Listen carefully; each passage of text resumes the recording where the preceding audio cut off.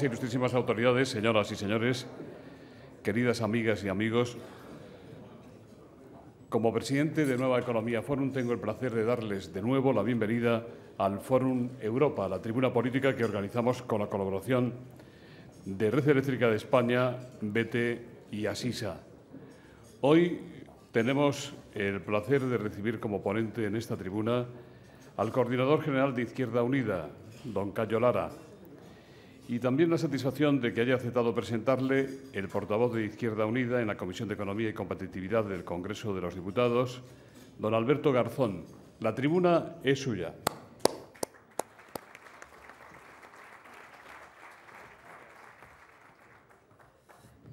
Bueno, buenos días a todos y a todas. Gracias por estar aquí, por hacer la presentación, por invitarme a hacerla. Es para mí, desde luego, pues un placer poder presentar a alguien como Cayo Lara a una sesión sobre economía en los momentos, además, que estamos viviendo de importantes turbulencias, que estamos todos atentos a lo que está sucediendo en la economía española y en la economía europea. Es para mí un honor porque corría el año 2008 y la mayor parte de los militantes no conocíamos a Cayo Lara. Cayo Lara subía a la presidencia de Izquierda Unida siendo prácticamente un desconocido para la mayor parte de los militantes, con un trabajo muy importante por hacer. Veníamos de un mínimo histórico en resultados electorales, un 3,8%, y teníamos una organización que teníamos que fortalecer porque estábamos empezando ya una crisis que ya estaba siendo reconocida, si bien no por el Gobierno, sí por la mayor parte de la ciudadanía y nosotros entre ellos. Al final, Cayo Lara pues, asume la presidencia, da un vuelco al discurso político de Izquierda Unida, lo adapta adecuadamente a las exigencias de la ciudadanía y conseguimos pues, llegar al escenario en el que estamos ahora en términos políticos y en términos de discurso, un escenario en el que hemos podido superar y doblar la cifra de porcentaje de electores, de votantes que tenemos a nuestra disposición, digamos, en estas últimas elecciones del 20 de noviembre. Subimos a 11 diputados, entre los cuales me encuentro afortunadamente yo, y además en las encuestas recientes estamos viendo una tendencia creciente que incluso se está planteando que podemos doblar el resultado que pudimos tener hace apenas 8 meses. Por lo tanto, es un resultado satisfactorio en términos políticos, pero creo que es muy importante insistir en que el discurso económico ha sabido dar con las claves que necesitaba y que demandaba la ciudadanía y los trabajadores. Y creo que es así porque estamos viviendo una crisis capitalista estructural, sistémica. Y precisamente en el año 2008 Izquierda Unida insiste en declararse como anticapitalista en sus estatutos, en su declaración, y creo que eso es fundamentalmente pues, un elemento a tener en cuenta. A tener en cuenta porque viene a dar la razón a quienes planteábamos que este sistema es un sistema irracional. Es un sistema que, como estamos viendo actualmente, permite que existan 6 millones de casas vacías y, sin embargo, hay centenares de familias siendo expulsadas de sus casas a diario. Ese sistema irracional está dentro de una crisis irracional y es ahí donde las palabras del discurso de Cayo Lara de Izquierda Unida pues tienen mayor cabida. Mayor cabida, además, porque estamos sujetos también a una crisis ideológica de los representantes políticos de la ideología dominante, por decirlo de una forma clásica. ¿Por qué? Porque realmente la concepción del mundo, de la gente, la concepción que ha estado dominando en la ciudadanía hasta ahora, hasta el inicio de la crisis, que ya llevamos 4 años, se ha venido abajo. Se ha venido abajo la ideología dominante, se ha venido abajo la concepción del mundo en la que cada uno creía y, por supuesto, también sus instituciones. La Unión Europea, institución que ahora está viéndose fracasada porque ha estado cimentada sobre unos supuestos que no se podían cumplir, digamos, una arquitectura imposible de satisfacer en el medio plazo, pues Izquierda Unida fue la única formación capaz de denunciarlo ya en su momento. Corría el año 92, hay que mencionar, yo tenía 7 años, pero, por ejemplo, Rubalcaba ya era ministro de Educación y Rajoy era vicesecretario del Partido Popular. Por lo tanto, son representantes políticos de esa ideología política, de esa ideología dominante que construyó esta Unión Europea que ahora fracasa. Construyó esta Unión Europea que ahora estamos viendo cómo tiene enormes fallas en términos comerciales, en términos de poder, en términos económicos, Y entonces es ahí donde la gente desconfía y deja de aceptar a los partidos que representan esa ideología en la que ya no están creyendo porque su situación económica objetiva es verdaderamente dramática y es verdaderamente una necesidad cambiarla. Por eso es muy probable que el discurso de Izquierda Unida siga ganando adeptos. Creo que estamos por el buen camino. Creo que vamos a ser una fuerza determinante en los próximos años y, de hecho, en los próximos meses. Y creo que es muy importante señalar que es gracias a este discurso claro, nítido, que la gente comprende y que señala los elementos fundamentales de nuestra problemática. Y como no quiero alargarme mucho en mi presentación, simplemente quería incidir en algunos elementos fundamentales. La Unión Europea, tal y como está construida hoy, constituida, cimentada, como decía anteriormente, sobre unos supuestos basados en la ideología neoliberal, en la fe absoluta en el libre mercado, no ha tenido presente que estamos en una economía capitalista donde significa que hay que competir. Y los problemas de asimetría comercial, los superávits por cuenta corriente de Alemania, que tienen su espejo, su otra cara del espejo, en los países de la periferia, incluido el nuestro, realmente son problemas que no fueron tenidos en cuenta a la hora de articular un tratado como el Tratado de Maastricht en el 92, que solo estaban obsesionados en establecer el terreno de juego para seguir reduciendo el estado del bienestar y los compromisos sociales. Por lo tanto, ahora que entra en crisis este sistema, hay que poner en entredicho esta arquitectura de la Unión Europea. Y es muy probable, y es mi opinión, que no podamos salir de la crisis sin cambiar, modificar radicalmente la arquitectura de la Unión Europea. Necesitamos otro tipo de Unión Europea con otro tipo de políticas y eso implica superar el marco institucional en el que hemos vivido hasta entonces. Si no estamos dispuestos a hacerlo, si no estamos dispuestos a luchar por eso, es muy probable que no podamos ver otra cosa que no sea la regresión social a la que nos invita un Partido Popular que sustenta un gobierno que está obedeciendo las normas de una Unión Europea antidemocrática y antisocial, que articulándolo a través del Banco Central Europeo está consiguiendo retroceder los niveles de vida y las condiciones laborales de la ciudadanía europea a espacios y lugares que no habríamos podido imaginar hace apenas 4 años. Por lo tanto, porque ese es nuestro reto, superar esas circunstancias económicas, laborales y de condiciones de vida, creo que Izquierda Unida tiene un papel fundamental y en ese sentido le toca a Cayo Lara poder establecer las líneas en esta sesión, las líneas fundamentales del discurso económico que van a articular a Izquierda Unida en los próximos meses, en los próximos años y que insisto en mi confianza en que la ciudadanía sepa reconocer el esfuerzo tan importante con una formación reducida pero con mucho compromiso social, con el compromiso social de además no dejar de estar nunca en la lucha en la calle, como estaremos, por ejemplo, esta noche con la marcha minera, de estar comprometidos con las familias que son desahuciadas, de estar allí delante de las casas parando un desahucio como actualmente y ahora mismo está haciendo la militancia de Izquierda Unida en Málaga, pues ese compromiso social que se vea reconocido en el tiempo por la ciudadanía y los ciudadanos en general, españoles y europeos, en una alianza por construir una Unión diferente, una Unión Europea diferente, sobre bases fundamentalmente sociales y que sea una derrota de la ideología que nos lleva a la regresión social y a querer competir contra países como China y los países del Este. Sin más, pues es un placer darle la palabra a Cayo Lara.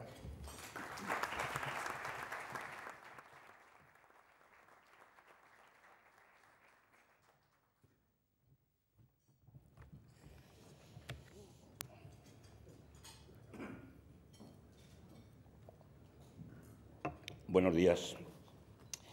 No hay conquistas individuales, hay proyectos colectivos y conquistas colectivas. Ese es el trabajo de la organización de Izquierda Unida en el tiempo que llevamos. Es el trabajo de muchísima gente y tal vez por eso es por lo que estamos teniendo cada vez más reconocimiento de una parte cada vez más importante de nuestra sociedad.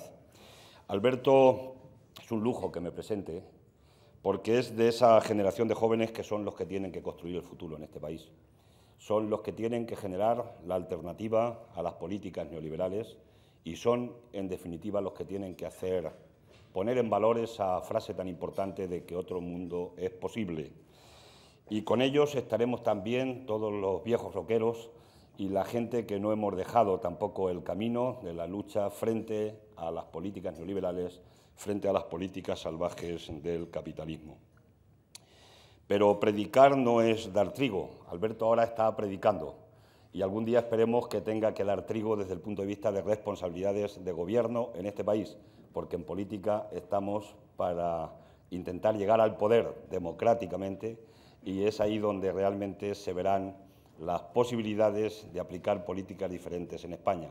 Yo sé que esto puede ser una utopía decirlo hoy, pero bien, en el camino estamos y por eso estamos en política. Gracias, Alberto, por tanto, por la presentación.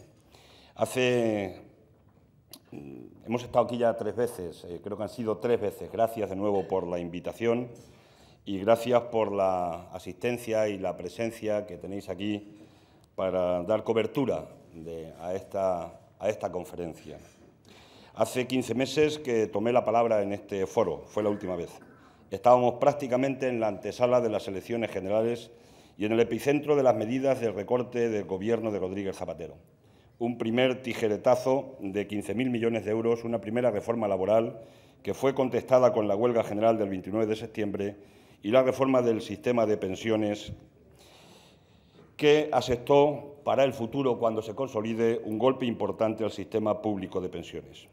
Hoy todo aquello parece lejano en el tiempo. Los 7 meses de gobierno del Partido Popular han representado varias vueltas de tuerca a las medidas de recorte, pero sobre todo han creado un ambiente de regresión social e involución democrática.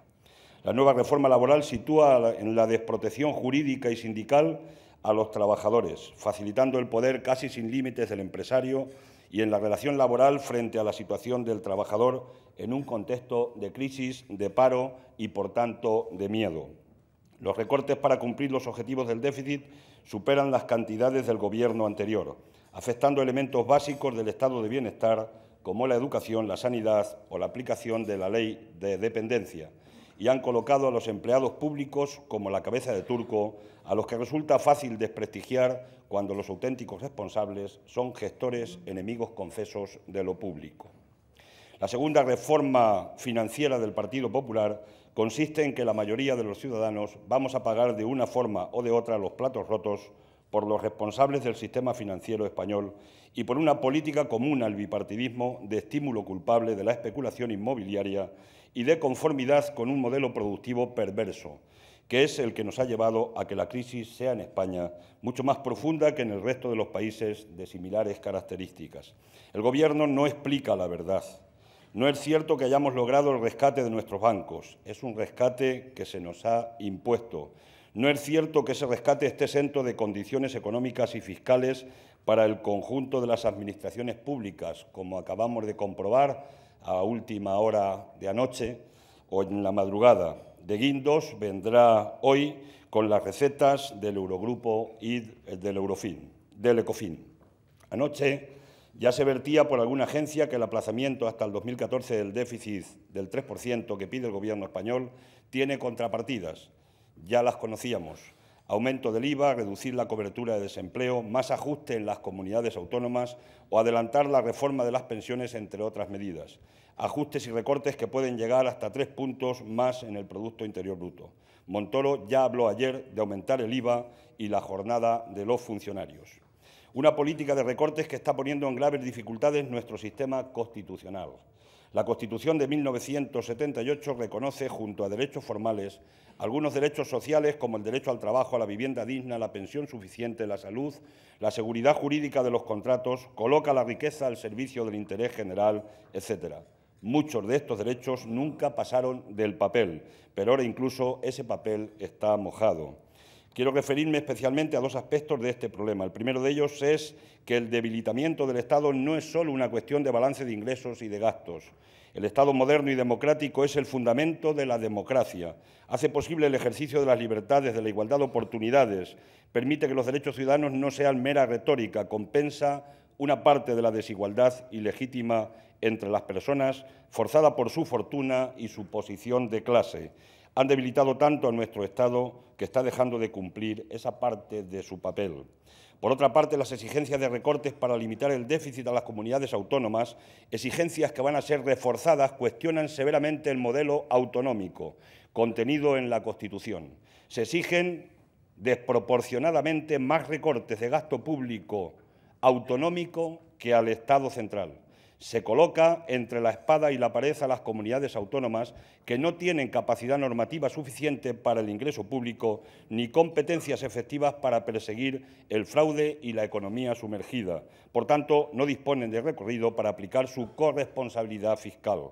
La cadena infernal es que Bruselas impone el déficit, el Gobierno de Mariano Rajoy elige las políticas de recortes para asegurarlo, a diferencia, por ejemplo, de Francia, y las comunidades autónomas, sin otra posibilidad, se ven obligadas a imponer recortes en la práctica, afectando a la vida cotidiana de los ciudadanos.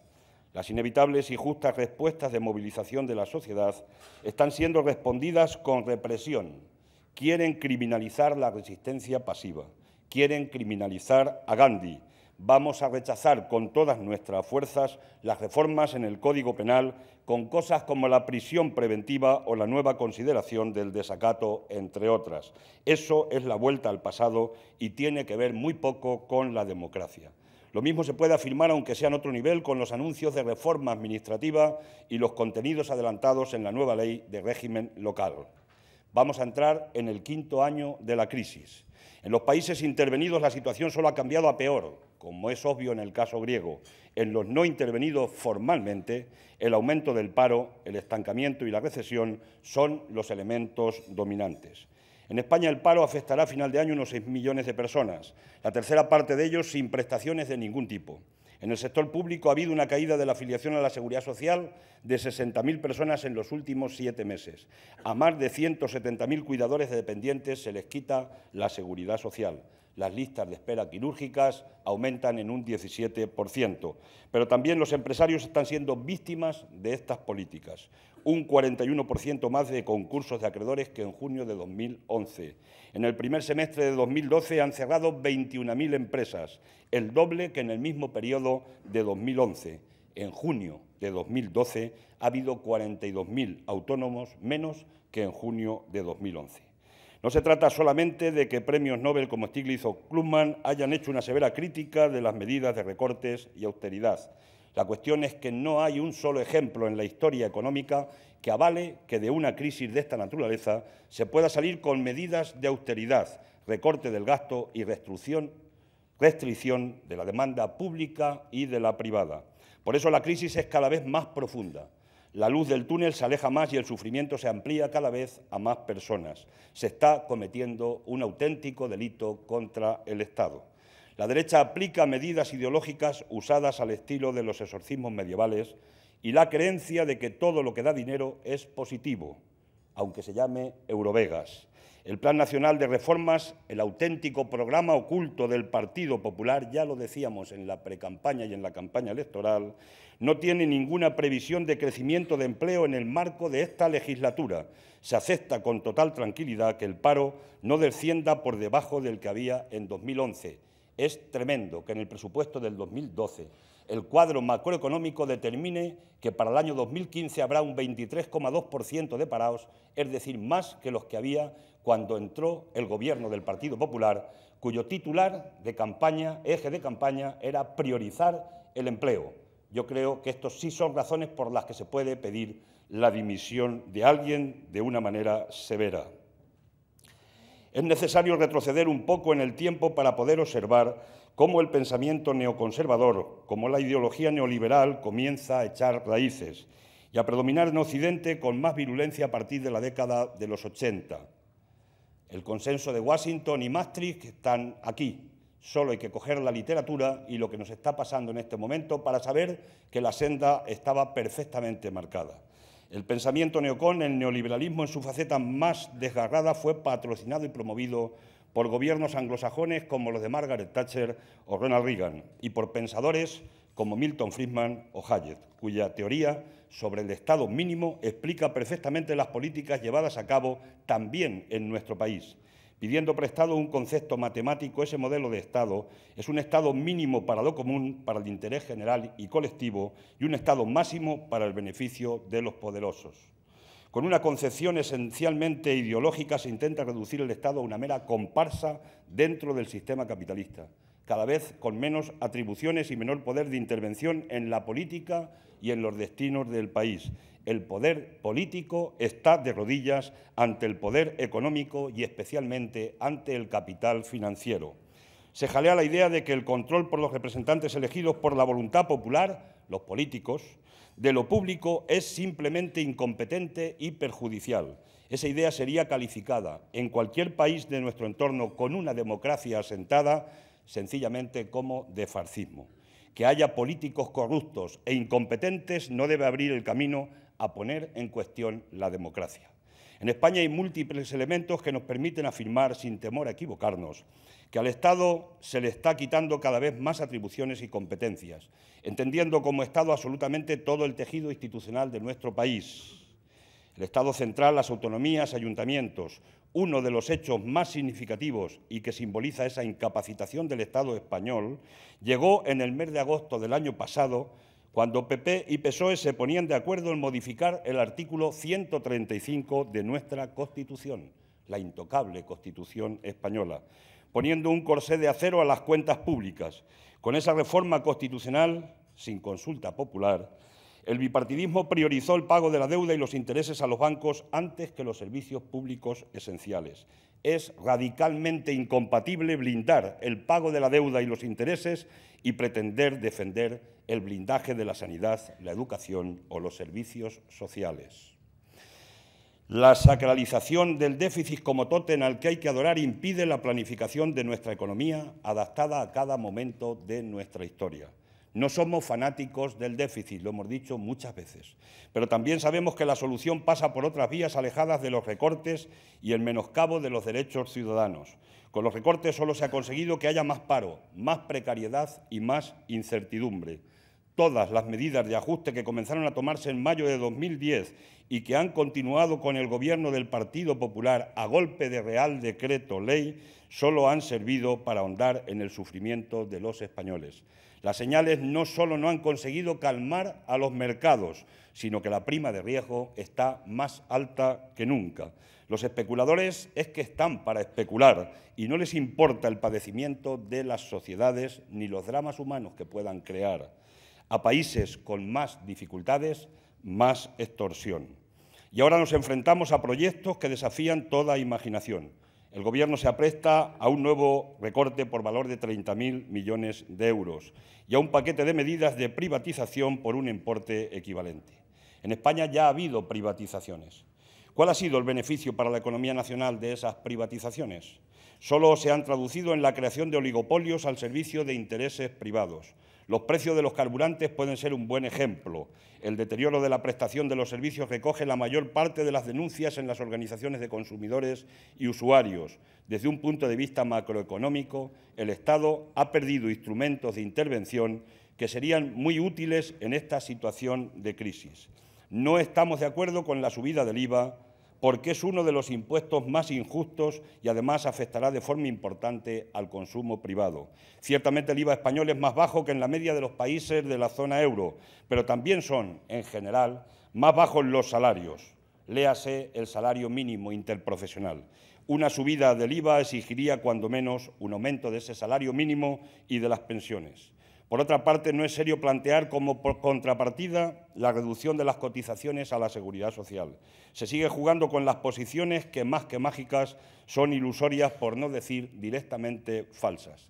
El problema que frena la contratación laboral no es el coste del factor trabajo, que se ha reducido en los últimos años mucho más que entre nuestros principales competidores, tanto los costes unitarios como su participación en la renta nacional. El problema es que no hay demanda y la política del Gobierno la reduce esencialmente la pública, pero también la privada, mientras el sector exterior no puede, en las actuales condiciones de estancamiento, compensar esa reducción. El coste del factor trabajo representa, en la media de España, un 13% del precio final del producto. Raro es el sector donde sobrepase el 20%. Por tanto, tiene una repercusión muy moderada en los costes totales, próxima a la de los costes financieros, energéticos o incluso de comercialización. No hay salida para la crisis sin un nuevo modelo productivo. Y eso solo lo puede impulsar el Estado. Tras la crisis del sistema financiero español, el crédito podrá fluir con la presencia de una sólida banca pública, que nosotros creemos que se debe construir a partir de todas las entidades intervenidas y el Instituto de Crédito Oficial. Frente a la destrucción del Estado, defendemos un Estado social, que debe preservar y avanzar en derechos para los ciudadanos. Precisamente, la no intervención del Estado propició el crecimiento de la burbuja inmobiliaria en España. España no necesitaba 800.000 viviendas cada año, lo que necesitaba eran menos y más viviendas sociales. Los bancos y las cajas han ocasionado uno de los agujeros más grandes en la historia de nuestro país, un agujero que parece no tener fondo. Pese a estos hechos, que son tozudos y conocidos por todos, el PP continúa negándose a crear una comisión de investigación del sistema financiero en el Congreso de Diputados, tal y como le hemos pedido desde Izquierda Unida en sucesivas ocasiones. La negativa, en aras de no minar la confianza de los mercados, es obvio que ya no sirve como argumento. La negativa a investigar la mayor estafa desarrollada desde la transición democrática a quienes pretenden cubrir. ¿Por qué? No vamos a parar, junto con otras organizaciones sociales y sindicales, hasta que se reconozca toda la verdad, se depuren todas las responsabilidades y se restituya el máximo posible del daño que se ha causado. La desestructuración del Estado también ha venido alimentada por otro elemento que ha colaborado activamente en su incapacitación, la desfiscalización progresiva que ha sido desarrollada e impulsada por los gobiernos de Aznar y también de Zapatero. La reducción de ingresos en las arcas públicas ha venido motivada por sucesivas bajadas de impuestos o con la eliminación de algunos de ellos. Valga como ejemplo el impuesto de patrimonio, que después se sustituye por un mini impuesto de patrimonio. Han ido despojando de recursos al Estado, adelgazándolo hasta dejarlo sin fuerzas, sin herramientas. Si a ello le unimos además la total desidia de estos gobiernos en la lucha contra el fraude y la corrupción, tenemos un cóctel explosivo muy peligroso para el bienestar de nuestro país. Pero en España se hace todo lo contrario. Se implanta una amnistía fiscal que es totalmente injusta y moralmente reprobable. Aquellos que han estado defraudando miles de millones de euros, que son de todos, porque son los impuestos que sufragan el estado de bienestar. ¿Con qué caras va a exigir el Gobierno a los ciudadanos que paguen sus impuestos si exime de ellos a los grandes defraudadores? Es un motivo claro para la indignación, pero es un motivo mucho más claro para la rebeldía, y que la rebeldía anide en las calles y en las plazas de nuestros pueblos y ciudades. A través de nuestro grupo parlamentario vamos a presentar una proposición de ley. Las tenemos limitadas, pero presentaremos una para una reforma fiscal global que recupere los principios de suficiencia en los ingresos públicos y de progresividad en la contribución de la ciudadanía. Para ello se transformarán en definitivo los incrementos del IRPF del Partido Popular. Se considerarán en la misma base los ingresos de trabajo y del capital.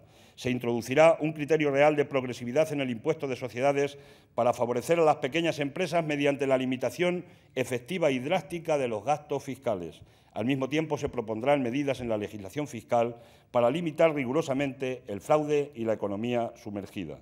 Para nosotros el Estado tiene que tener el papel principal siempre, pero más fundamentalmente en los momentos de crisis financieras como la actual. El Estado debe ser el motor de la recuperación, el protagonista.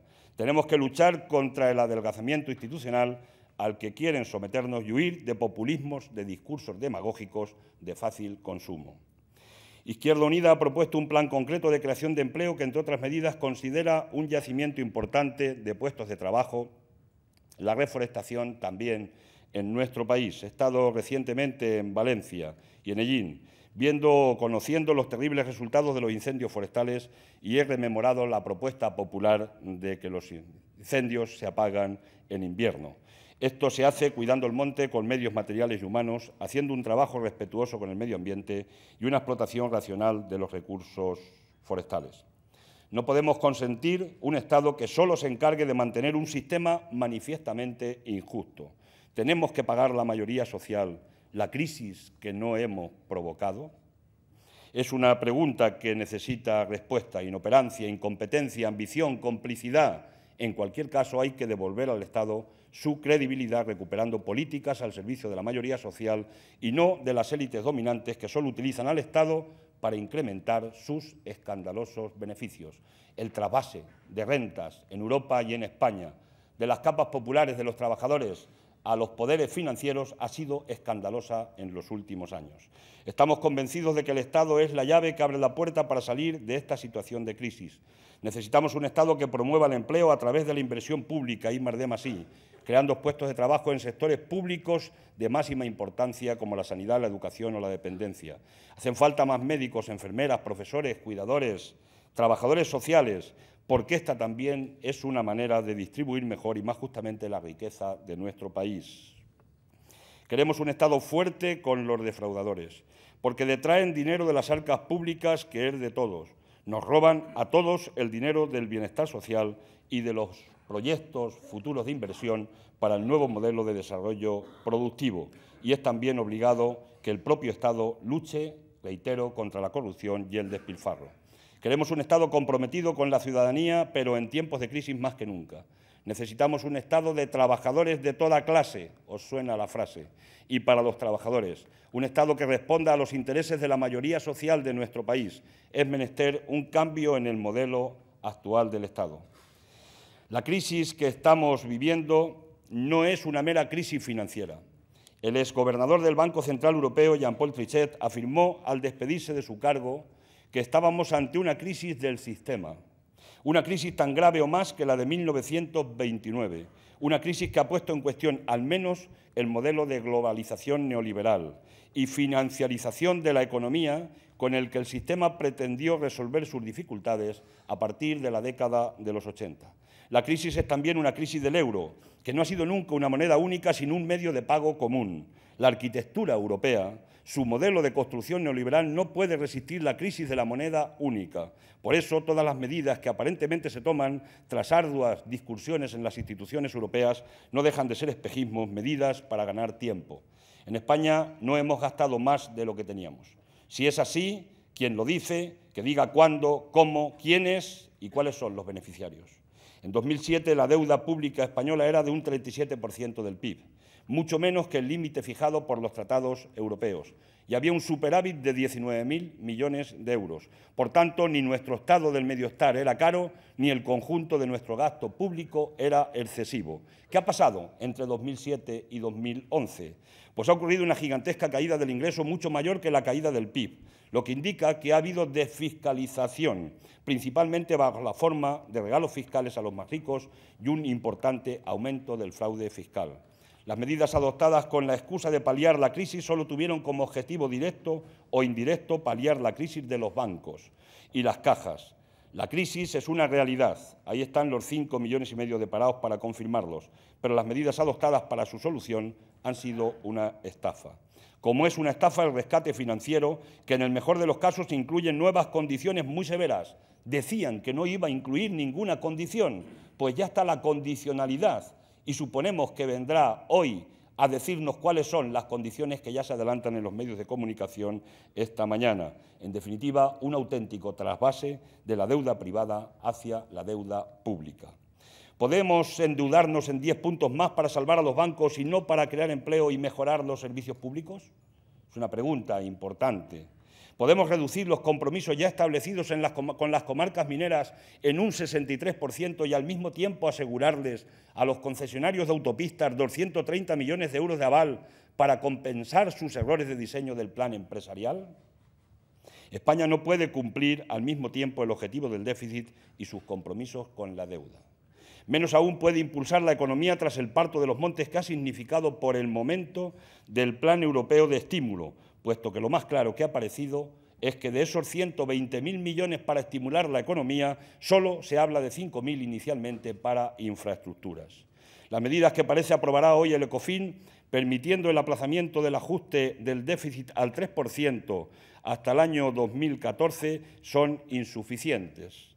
Es necesario un periodo más dilatado en el tiempo. Las exigencias más rigurosas que acompañan esa tolerancia van a agravar más la recesión de la economía española y el nuevo ataque a los empleados públicos es inadmisible. Izquierda Unida solo está de acuerdo en la eliminación de ayudas fiscales a la compra de pisos porque en la práctica solo benefician a los vendedores, dificultando que las viviendas tomen su precio real de mercado y retrasando así el ajuste que era necesario en este sector. Con relación a la vivienda, no podemos aceptar que las instituciones financieras intervenidas y que van a sobrevivir y a ser capitalizadas con dinero de los contribuyentes continúen desahuciando a familias, porque en este caso es el Estado ya el que está desahuciando a las familias y nos está convirtiendo a todos los ciudadanos en rehenes, en definitiva, también en cómplices de esos desahucios que se están produciendo de la gente con entidades, a partir de entidades que tienen recursos públicos y donde además ya están nacionalizadas algunas de ellas. Finalmente, el aplazamiento del déficit se confirma debe trasladarse también de forma inmediata a los compromisos exigidos a las comunidades autónomas. La emisión de hispabonos que parece preparar el Gobierno no puede transformarse en más rigor contra las comunidades autónomas. Ese chantaje sería intolerable desde el punto de vista democrático. La legitimidad de una parte de la deuda española es muy discutible. En la medida en que el Estado se ha endeudado no para cumplir sus fines solamente, sino también para salvaguardar la deuda de terceros. Más aún, cuando esos terceros, las instituciones financieras, son quienes han adquirido las emisiones de deuda en una especie de trampa circular. Dinero al 1% del Banco Central Europeo, de nuestro banco, para que nos compre deuda al Estado soberano, a los Estados soberanos, nos compre deuda al 5%. Eso se llama especulación. Es preciso encarar esta situación desde el interés del Estado y encontrar las medidas inmediatas que puedan resolver la situación. Cada noche duermen en el Banco Central Europeo del orden de 800 o 900.000 millones de euros. Ahora a interés cero, dinero hay.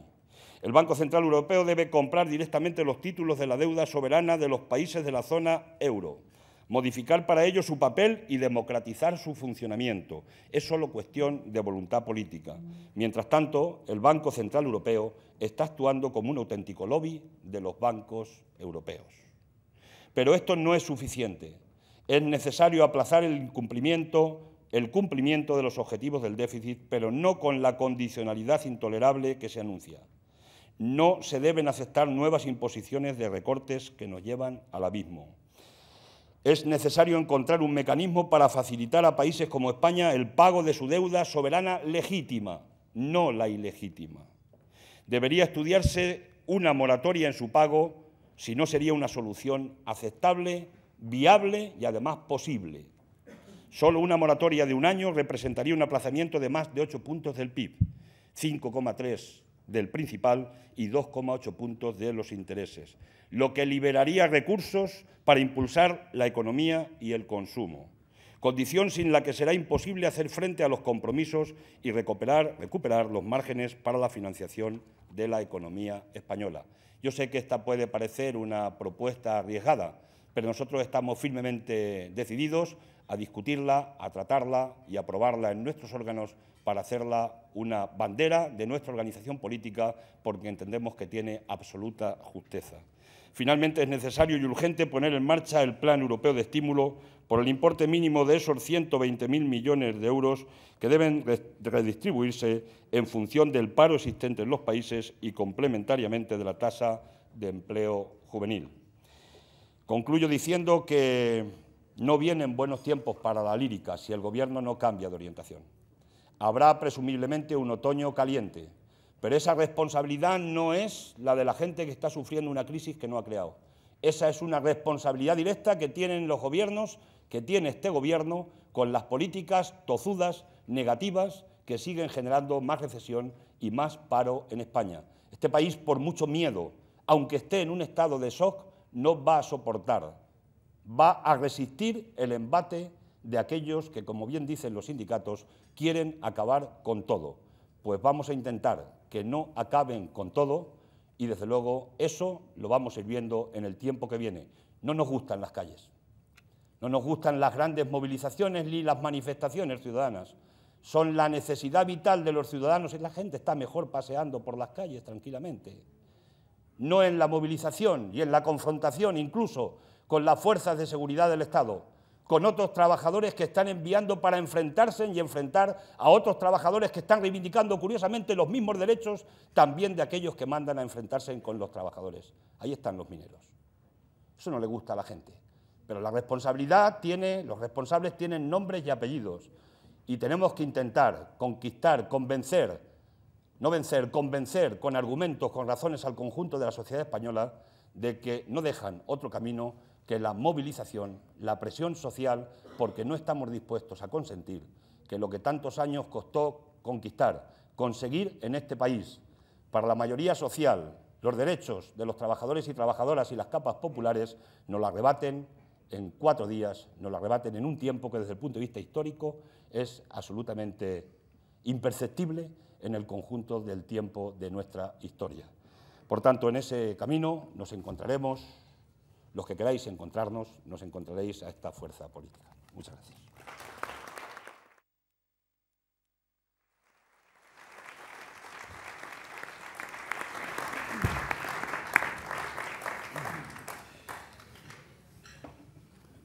Muchas gracias. Margarita Utrera, de Canal Sur Televisión, le pregunta cómo valora los acuerdos de Bruselas de esta noche pasada, a los que ya se ha referido en su intervención. Y Juanma Romero, de Público, dice: ha hablado de que hay razones sobradas para que alguien dimita ya, visto el rescate suave de España acordado ayer. ¿Debe dimitir Rajoy, convocar elecciones o convocar un referéndum?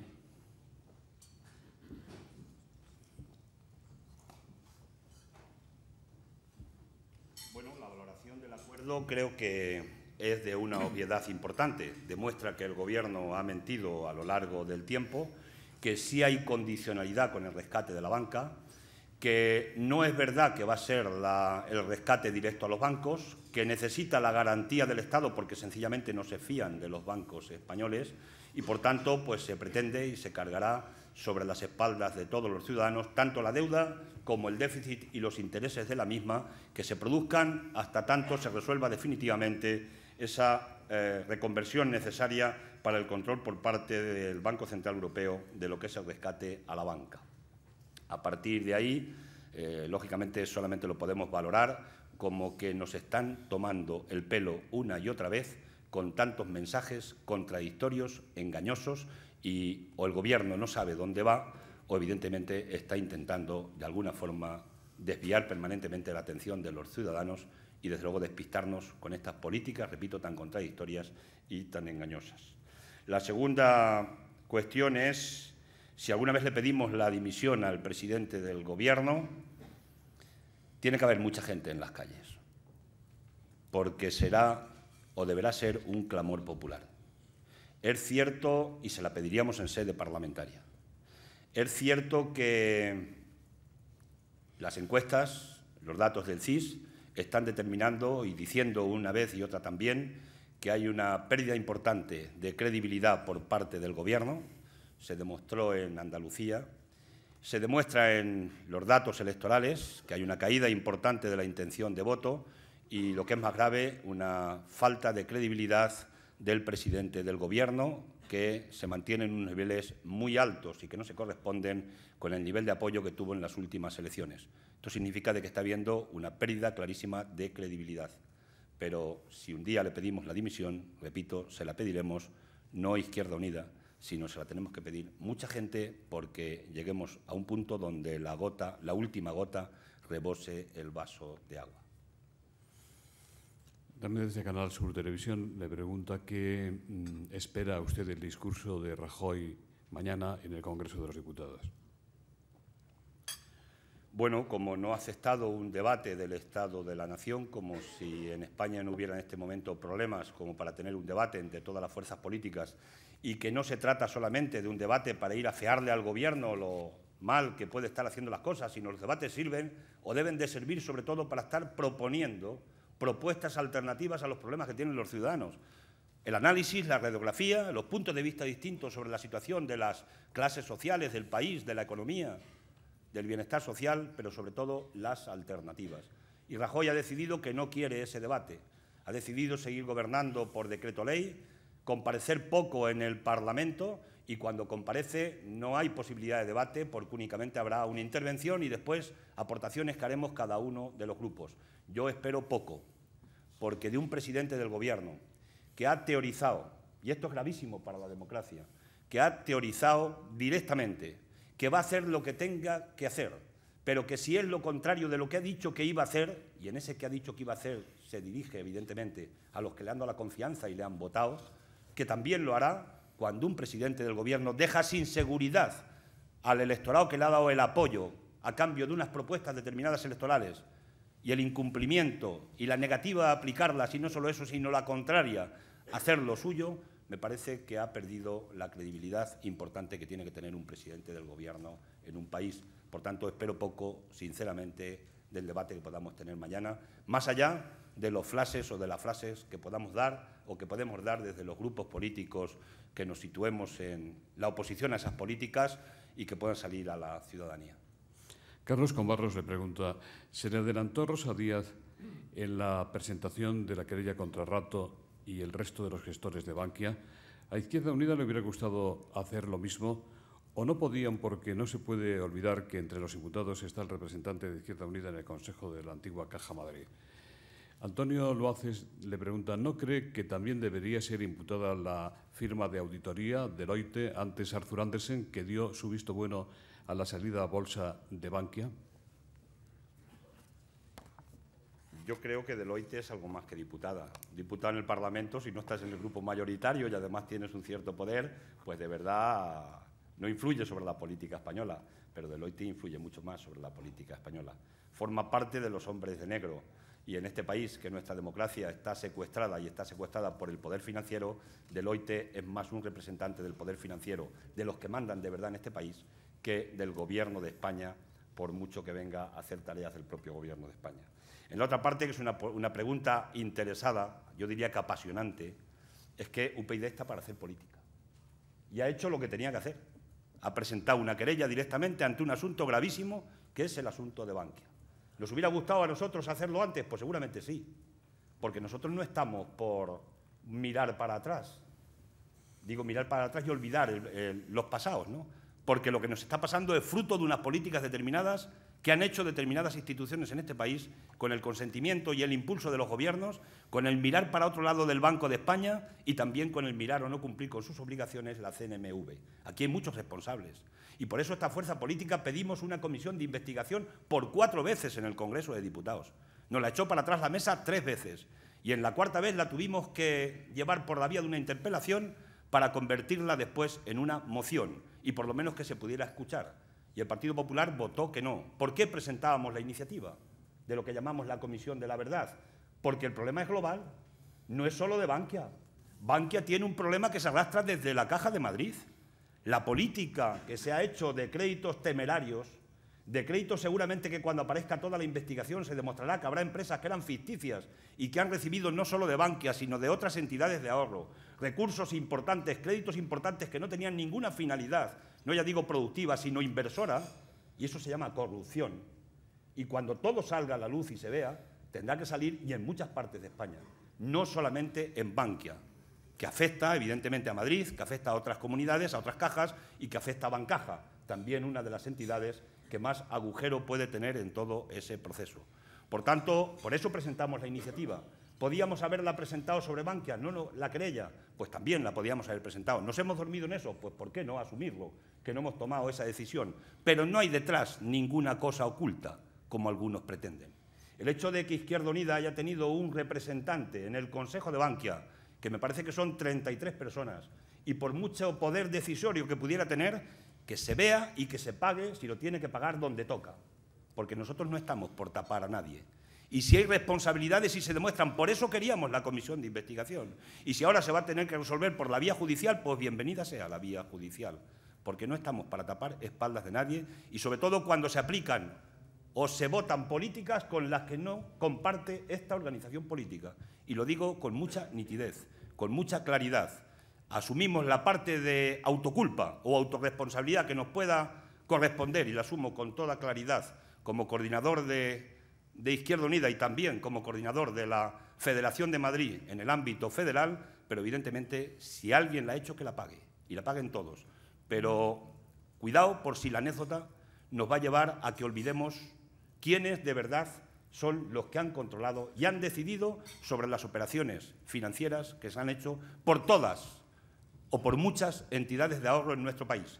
De cada 3 euros de agujero, 2 son de las cajas y han hecho un desastre desde el punto de vista de la función pública, los representantes públicos que han estado en esas entidades, si no se han enterado, como si se han enterado y han consentido determinadas operaciones.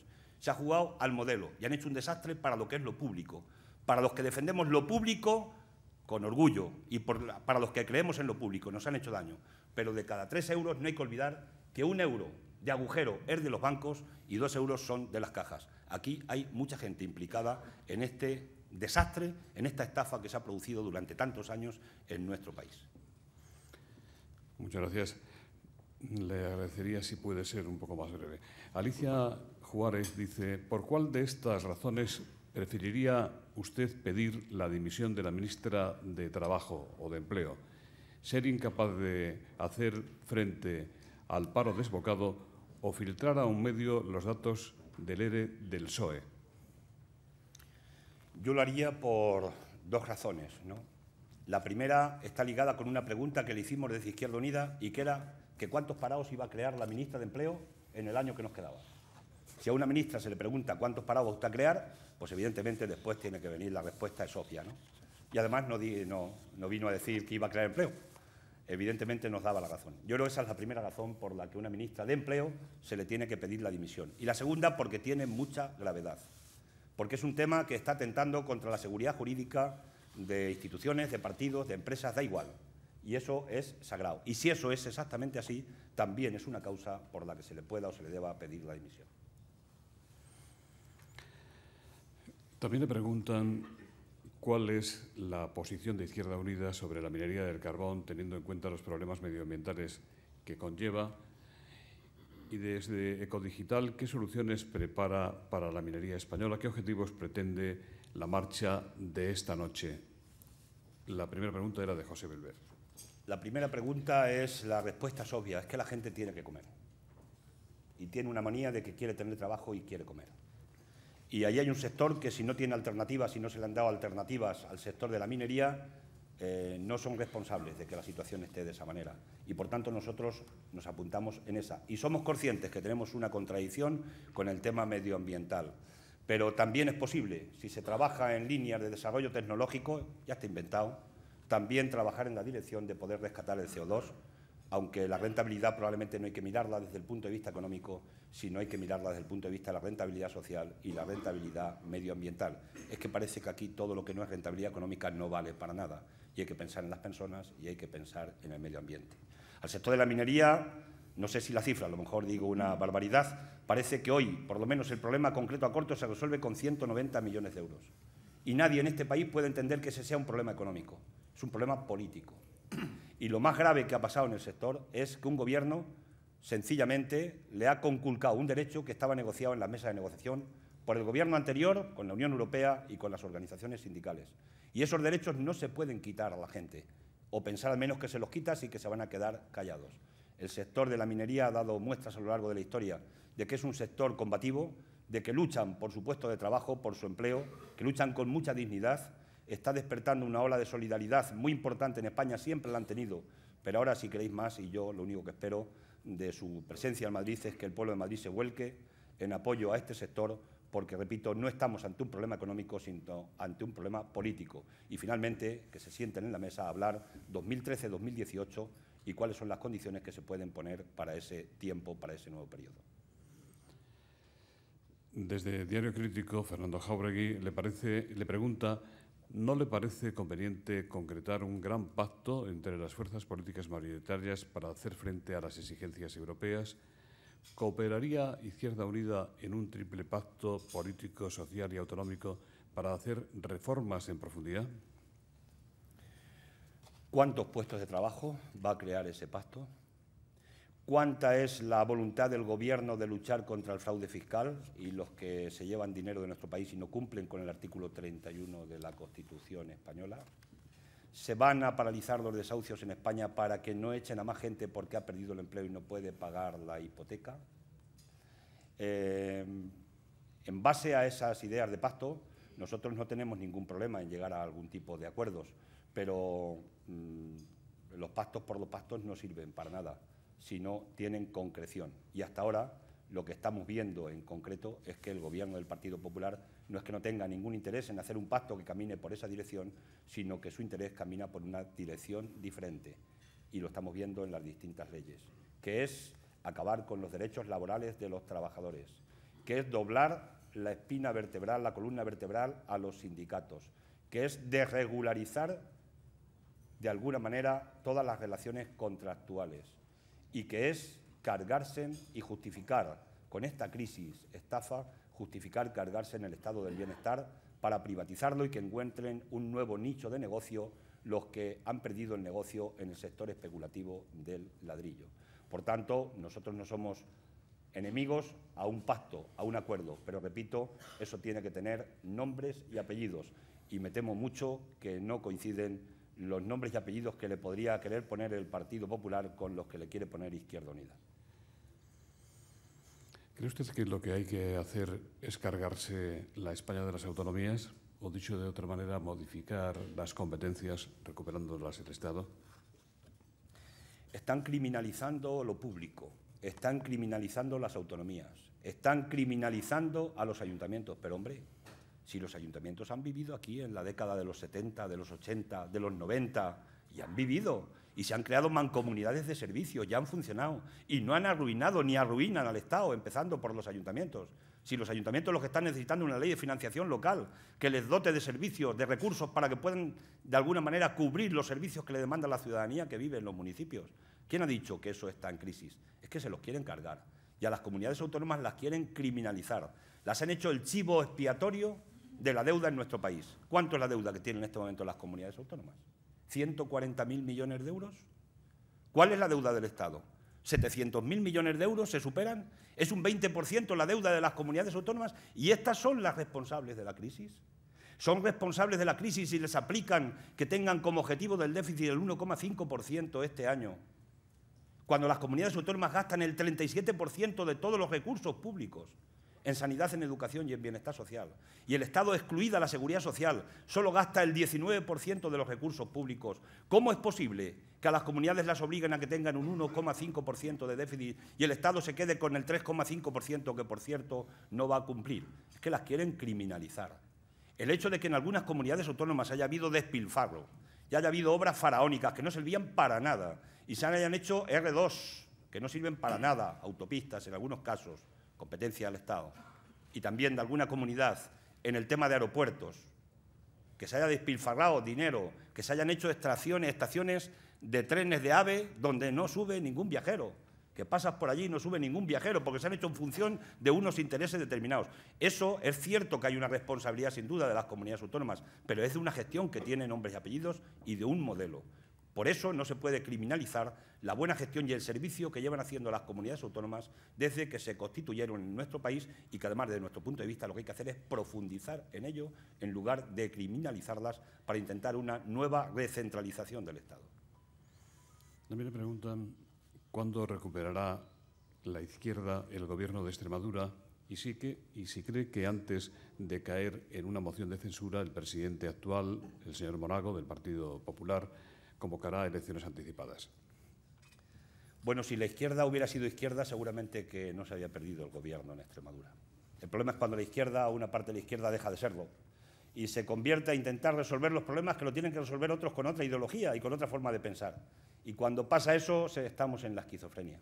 Y ese es el drama que tiene una parte de la izquierda en nuestro país, que se han abrazado a las políticas neoliberales de la Unión Europea, porque esa no la han creado los marcianos, la han creado personas con nombres y apellidos, con militancias determinadas, y algunos nosotros venimos defendiendo, lo digo con mucha nitidez, que algunos decidieron abandonar la propia socialdemocracia hace mucho tiempo y que si Olof Palme levantara la cabeza se moriría de vergüenza de ver algunas cuestiones.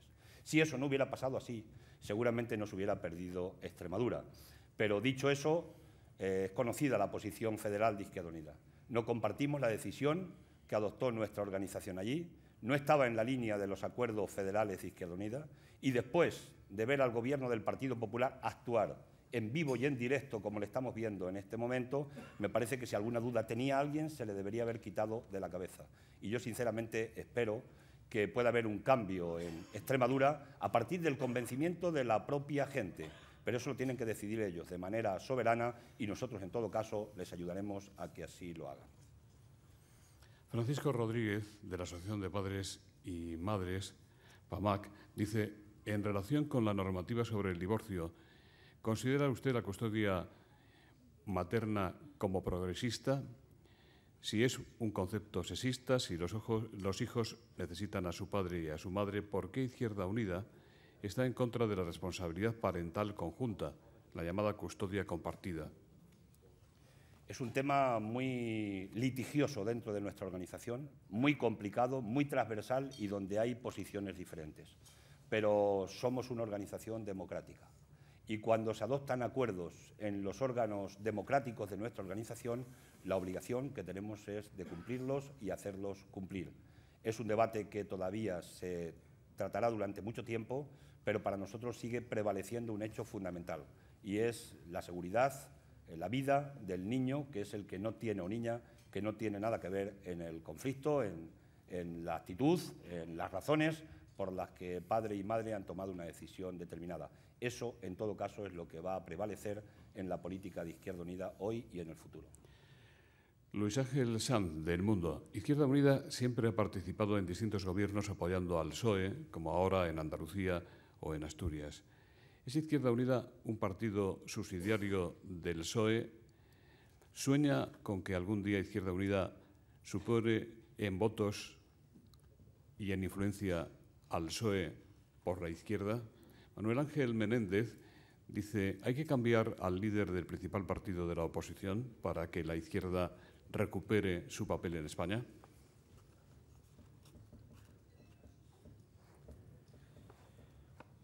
Bueno, la primera pregunta es si soñamos si nosotros podemos un día superar al Partido Socialista y si somos subsidiarios del Partido Socialista.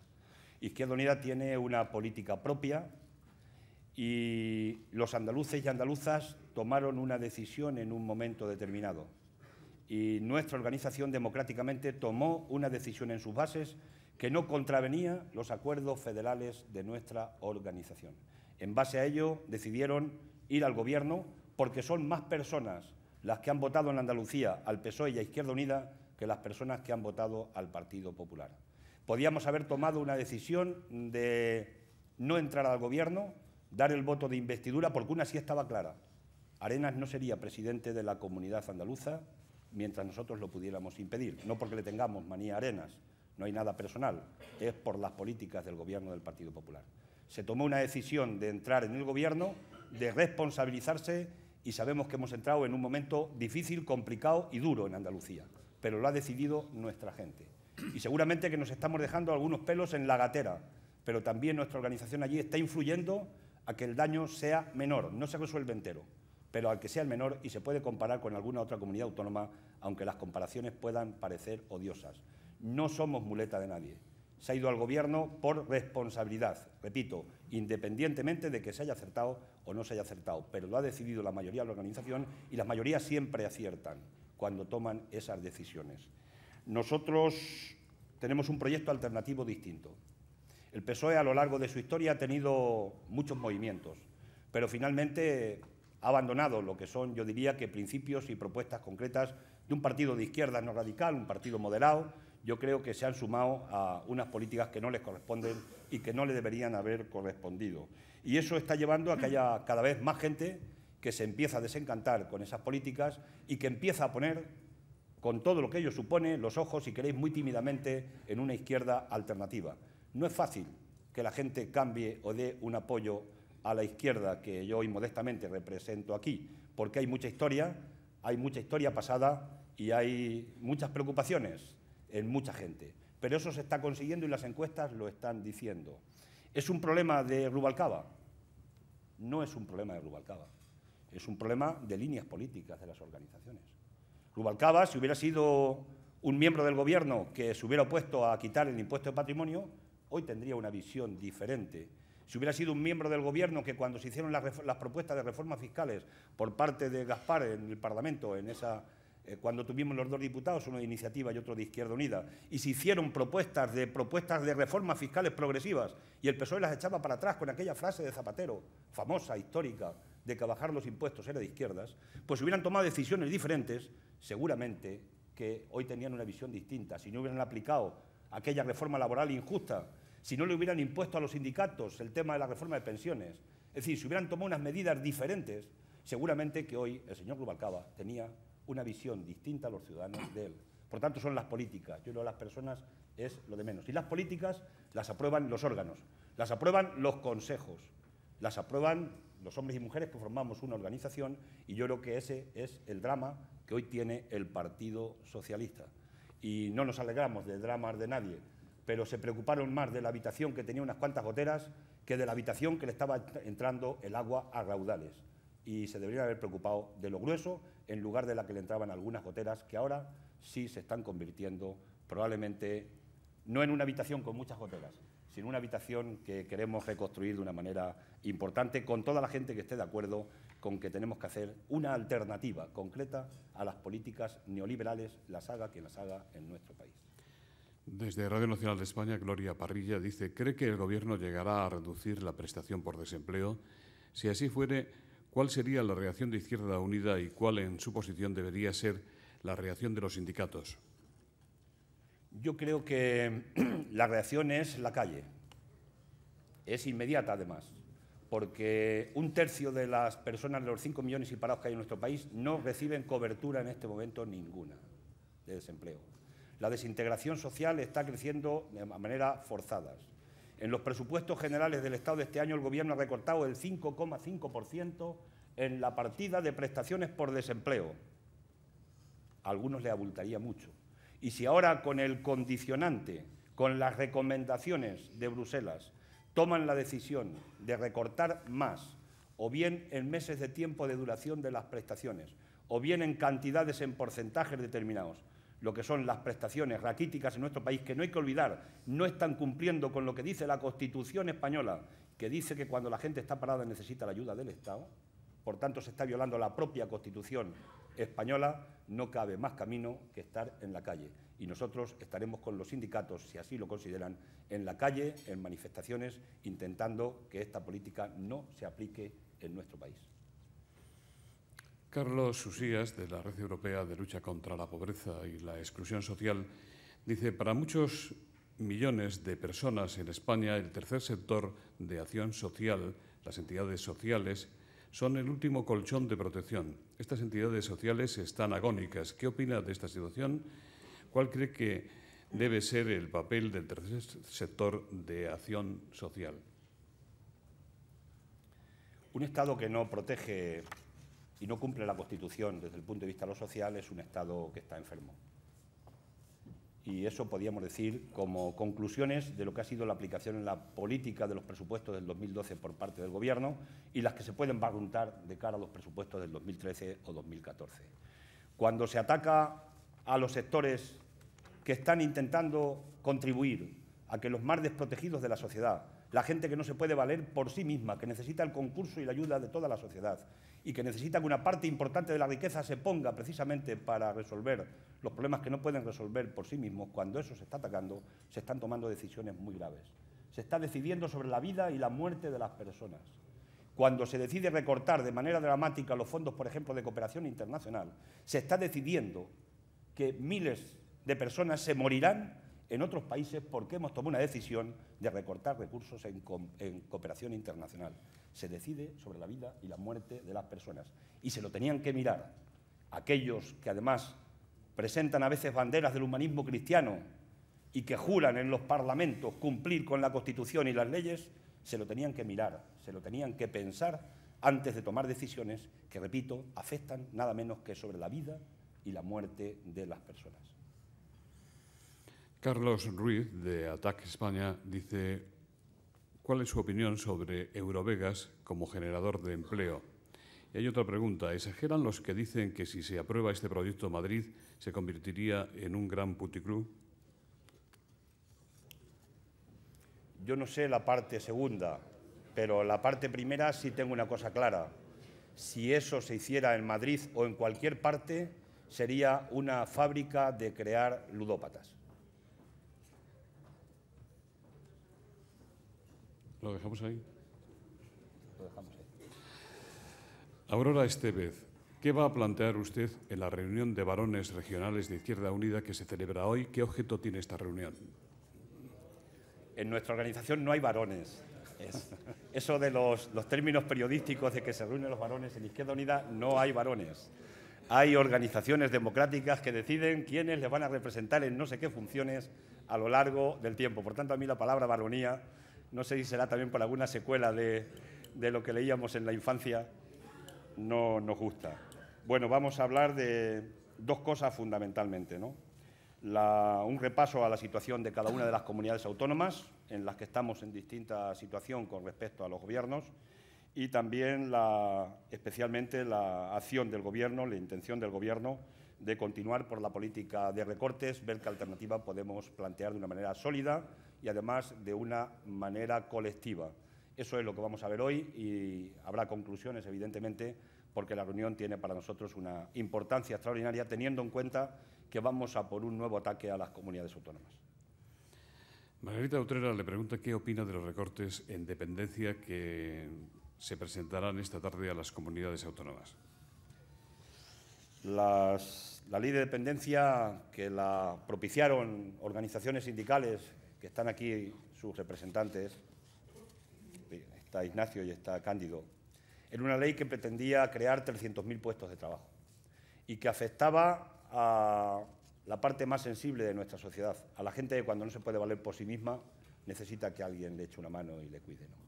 Por eso cuando se atenta, ya se ha atentado, creo que en el informe lo puse al final, 170.000 personas que cuidaban a mayores les quitan la seguridad social, les quitan el derecho a que puedan tener incluso posibilidades de jubilación. Es un atentado indecente, porque además están atentando contra la gente que en este país es la que nos ha permitido que estemos aquí, la que ha luchado y la que ha hecho posible que tengamos las conquistas sociales y probablemente también el estado de bienestar y de derechos que tenemos en este momento. Por tanto, no tiene nombre. Es una indecencia, desde cualquier punto de vista que se mire, que se peguen tajos a la ley de dependencia a sectores más sensibles de nuestra sociedad. Muchas gracias. En nombre de Red Eléctrica de España, de BT y de Asisa, don Enrique Porres, consejero delegado de esta última, va a despedir el acto. Buenos días. En nombre de los patrocinadores, yo quería agradecer a Cayo Lara las facilidades que da habitualmente para estar con nosotros, porque con ello también contribuye a facilitar a los organizadores, a los que también quiero aprovechar para expresar mi agradecimiento, que a través de esta tribuna se exprese o se pueda expresar la pluralidad de ideas políticas, sociales y económicas que caracterizan a nuestra sociedad. Y es, por lo menos para muchos de nosotros, es reconfortante comprobar que desde la radicalidad del discurso, lo que se traduce en el liderazgo de quienes en estos momentos dirigen la izquierda española, es un profundo compromiso con la democracia y una trayectoria, una ejecutoria política constructiva. Creo que, precisamente aludiendo a alguna de las palabras que le ha dicho cuando le preguntaban las posibilidades que la izquierda que representa tiene de llegar algún día a tareas de gobierno, que la madurez de la izquierda española, que la ejecutoria de sus líderes acredita desde que se produjo la transición a la democracia, es una de las mejores garantías que tiene nuestra sociedad para que el sistema democrático en nuestro país perdure. Y eso es de agradecer y de reconocer. Nada más agradecerles a todos su presencia aquí y buenos días.